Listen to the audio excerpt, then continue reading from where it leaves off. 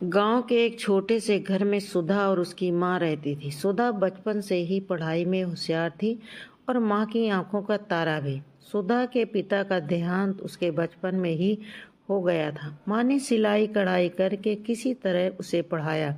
सुधा अब एक बड़ी कंपनी में नौकरी कर रही थी और शहर में रहने लगी थी। माँ अक्सर कहा करती थी, बेटी तुझे बड़ी अफसर बनते देखना मेरा सपना है। सुधा हर बार मुस्कुरा कर कहती, माँ आपकी बेटी जरूर कुछ बड़ा करेगी। शहर की जिंदगी में सुधा इतनी व्यस्त हो गई कि माँ से फोन पर भी बात करना मुश्किल हो गया। माँ कभी कभी सुधा को याद करती हुए अकेले में बैठी रहती।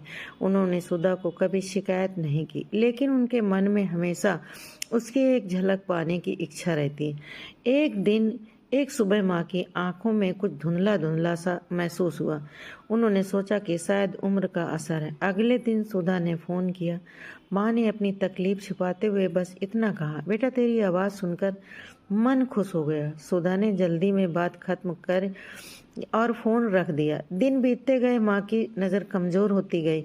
आखिरकार पड़ोसी ने सुधा को फ़ोन किया और बताया कि माँ की हालत ठीक नहीं है। सुधा तुरंत गांव पहुंची। माँ ने सुधा को देखा तो चेहरे पर हल्की सी मुस्कान आई।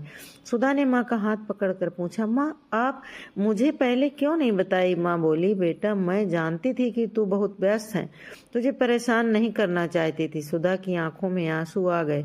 उसने माँ को डॉक्टर के पास ले जाकर चश्मा दिलवाया।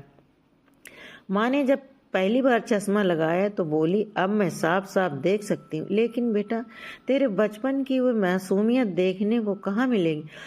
उस दिन सुधा ने तय किया कि वह अपने काम और माँ के बीच संतुलन बनाएगी।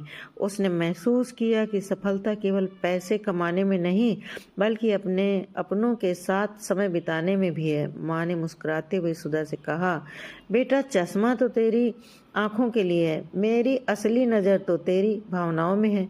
तूने समय पर मेरे दिल की बात पढ़ ली। यही सच्ची शिक्षा है। हमारे माता पिता हमें जीवन भर अपनी आंखों की तरह संभालते हैं, लेकिन जब वे उम्रदराज हो जाते हैं तो हमारी जिम्मेदारी है कि हम उनका ध्यान रखें। सफलता का असली मतलब अपनों के साथ समय बिताना और उनकी खुशी का ख्याल रखना है।